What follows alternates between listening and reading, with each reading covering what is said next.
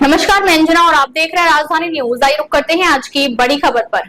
लोगों को जेल में डाला, संविधान को कुचला। इमरजेंसी के 50 साल पूरे होने पर बोले पीएम मोदी।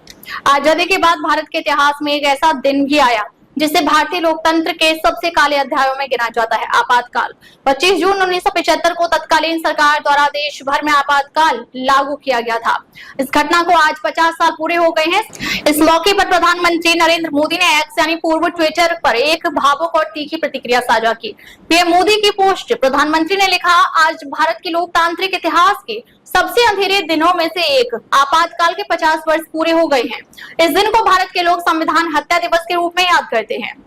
उस दिन हमारे संविधान में निहित मूल्यों को रौंद दिया गया और लोकतांत्रिक संस्थानों को कुचल दिया गया। लोगों को सलाम। प्रधानमंत्री ने उन तमाम लोगों को श्रद्धांजलि अर्पित की जिन्होंने उस समय लोकतंत्र की रक्षा के लिए संघर्ष किया। उन्होंने कहा, हम उन सभी वीरों को सलाम करते हैं जिन्होंने आपातकाल के खिलाफ आवाज उठाई, जेलों में सड़े, यातनाएं झेली, लेकिन लोकतंत्र का झंडा झुकने नहीं दिया। ये लोग अलग अलग विचारधाराओं और पृष्ठभूमियों से आए थे, लेकिन एकजुट होकर उन्होंने लोकतंत्र की पुनर्स्थापना के लिए संघर्ष किया। तत्कालीन सरकार पर निशाना। प्रधानमंत्री ने बिना नाम लिए तत्कालीन कांग्रेस सरकार पर तीखा हमला बोला। उन्होंने कहा कि देश की जनता ने मिलकर यह सुनिश्चित किया कि लोकतंत्र को बहाल किया जाए और सरकार को चुनाव कराने पर मजबूर होना पड़ा, जिसमें उन्हें करारी हार का सामना करना पड़ा। लोकतांत्रिक मूल्यों पर दोहराया भरोसा। मोदी ने आगे कहा, हम अपने संविधान के मूलभूत सिद्धांतों को और अधिक मजबूत करने के लिए प्रतिबद्ध हैं। हमारा उद्देश्य एक विकसित भारत का निर्माण करना है, जिसमें हर गरीब, हर वंचित और हर नागरिक के सपनों को पूरा किया जा सके। एक नेता का निर्माण। आपातकाल के दौरान नरेंद्र मोदी युवावस्था में थे। उस दौर के उनके अनुभवों और उनके साथियों की कहानियों को लेकर हाल ही में एक पुस्तक प्रकाशित हुई है। ब्लू क्राफ्ट पब्लिकेशन के इस किताब का नाम है the emergency diaries, year that forced a leader, जिसमें विस्तार से बताया गया है कि कैसे इस कठोर समय ने एक युवा नेता को आकार दिया।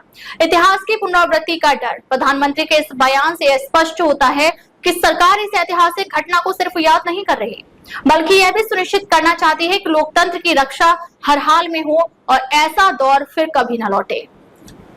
विपक्ष की प्रतिक्रिया का इंतजार। प्रधानमंत्री की टिप्पणी के बाद राजनीतिक हलकों में हलचल है। विपक्ष की ओर से अब तक कोई औपचारिक बयान नहीं आया है, लेकिन यह तय है कि आपातकाल के 50 वर्ष पूरे होने पर सियासी बहस तेज होगी। निष्कर्ष। एक और प्रधानमंत्री ने लोकतंत्र को कुचले जाने की उस त्रासदी को याद किया, वहीं दूसरी ओर उन्होंने लोकतांत्रिक मूल्यों को और सुदृढ़ करने का संकल्प भी दोहराया।